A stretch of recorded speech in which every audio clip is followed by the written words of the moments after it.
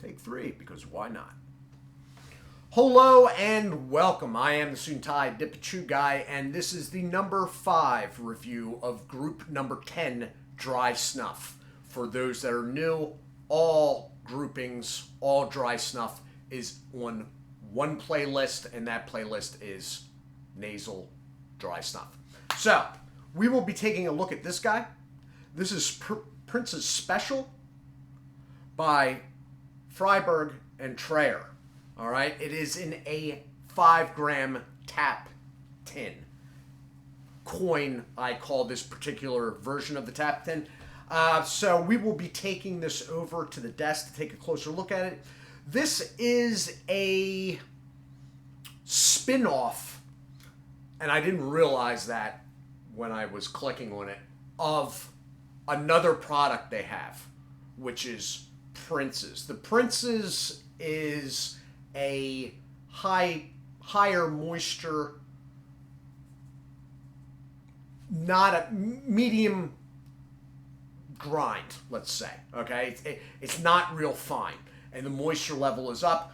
The only difference between that and this is there has been a finer flour added to this. All right, so we're going to take it over to the desk and take a closer look at it.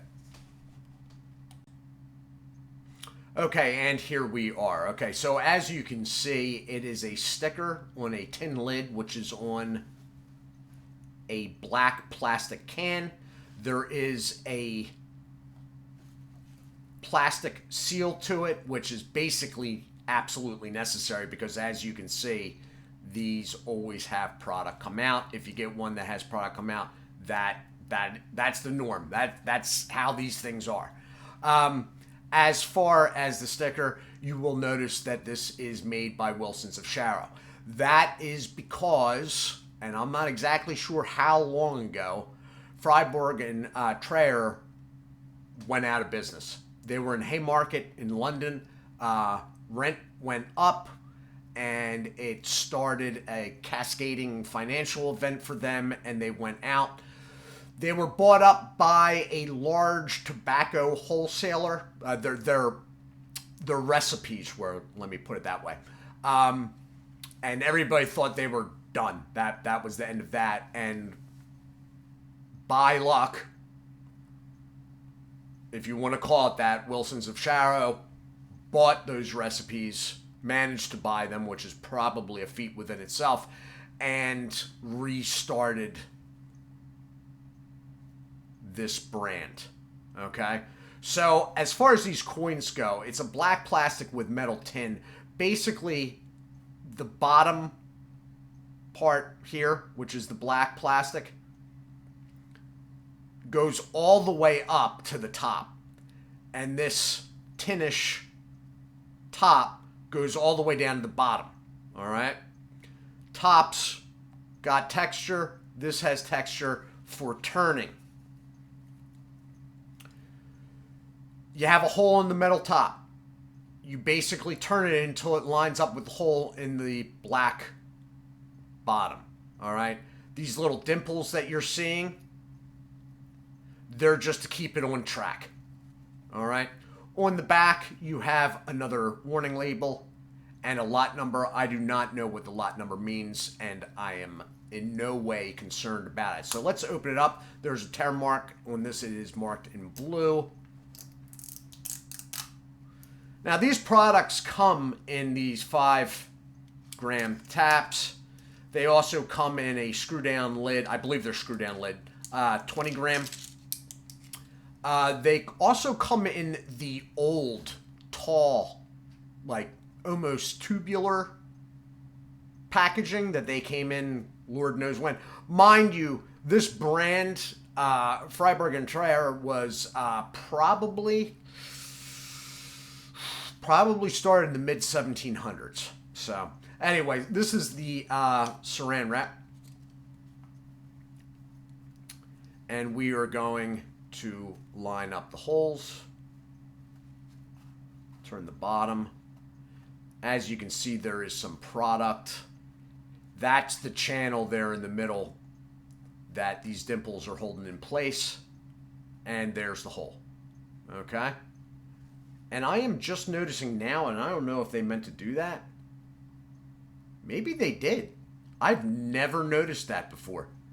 There is a very, very shallow cut there. I'm not even sure if it's going to show in the video where that hole is underneath it when the texture turn part.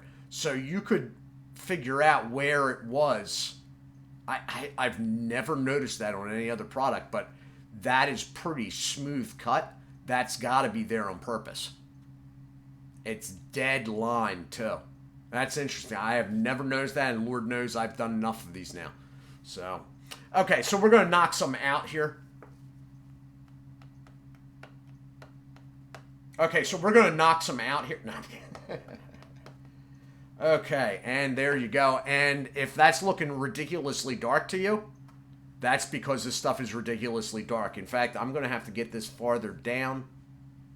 So you're going to see some larger bits in that. That is the standard princes. And then the finer stuff is what they've mixed with that standard prints to come up with this. And there are some chunky bits in there as far as this stuff goes. So the base for the regular princes is, I believe, dark fired Zimbabwe. And they've mixed in some, wow, there are some chunks in this. All right, this is probably not going to be the easiest to take. I'm telling you now. They've mixed in some lighter stuff, but that's what it's looking like. All right, it's pretty dark, a very dark brown even in person. All right, so we're going to take it back up top and see what I think.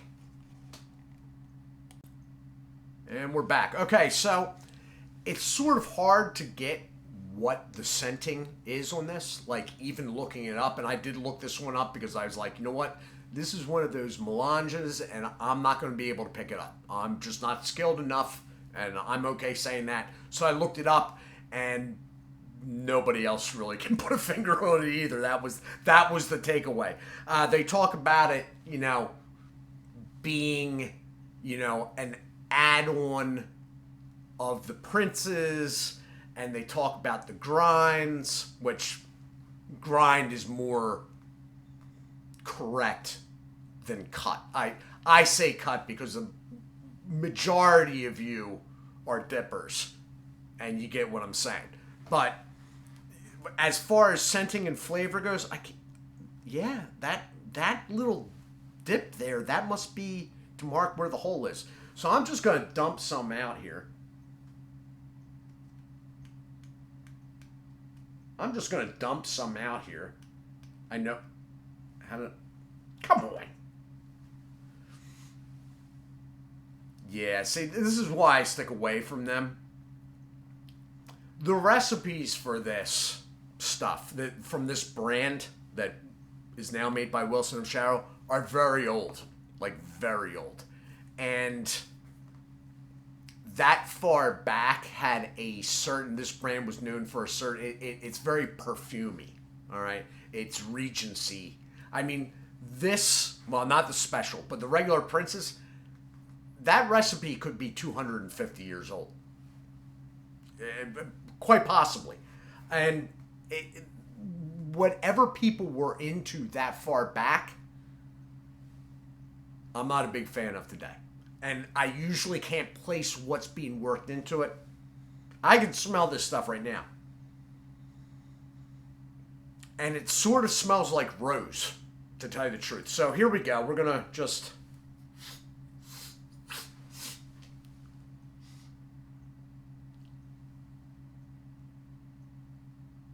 Wow, it's got to burn. It's got to burn.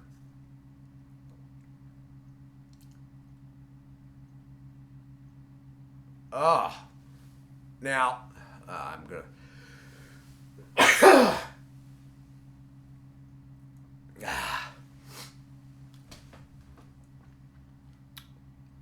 It's definitely got nicotine, all right?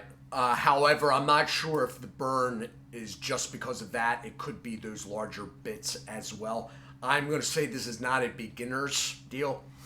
There is no menthol or camphor or anything like that. It's got larger bits in it.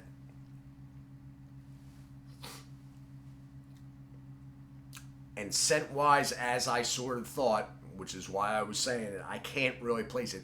It's very perfumey, which is my previous experience with another review of a different product from this brand name. It's not bad. It's not like, oh God, like it's all right. It's sort of interesting, but you can't place it. And it's almost a little bit too, I don't know if aromatic's the word, because I've never really used that outside of pipe tobacco. But like, it's perfumey. That's the best I can say. Is it bad perfume? No, but I don't know if I'd want to be stuck in a room with someone wearing this for, a lengthy period of time. But again, these recipes under this brand name are so old. We're talking something so far removed. What was happening then, we can't even wrap our heads around from our present point. You know what I mean? Like, okay, Copenhagen. Snuff. 1822.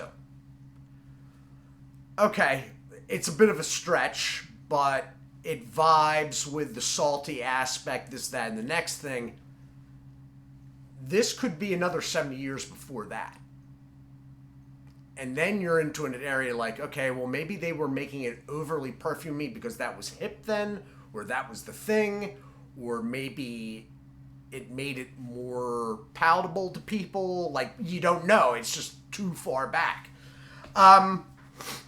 This has good nicotine, all right? And it's fairly cheap. Now, this came in from toke.com, along with everything else in group number 10 that we're going through.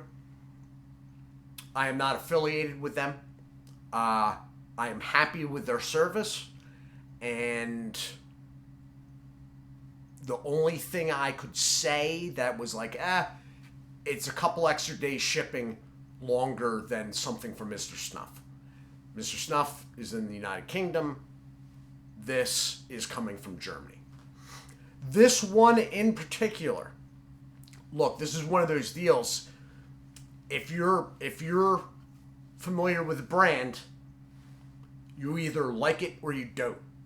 And they have a running theme, at least to me. I haven't done every single one of theirs, and there are about 10 to 12, so I don't know this for fact, but there seems to be a running perfume theme, or what I'm calling perfume, going through the entire line. Okay, I've only done this, the other review, and I think I had one before of my own accord that wasn't, for this channel. It's not my thing. And as far as beginners or somebody that's not really in the know, I'm not going to suggest this. This isn't something, number one, a beginner is going to be easy to take. And I think if like this was your opening experience, you're going to be like, nah, I'm good on nasal snuff. Nah, that's just too odd. So, quality snuff, yes. Quality company, brand, and company behind it, yes. Interesting, yes. As far as getting it for this review, this channel, I'm happy with it.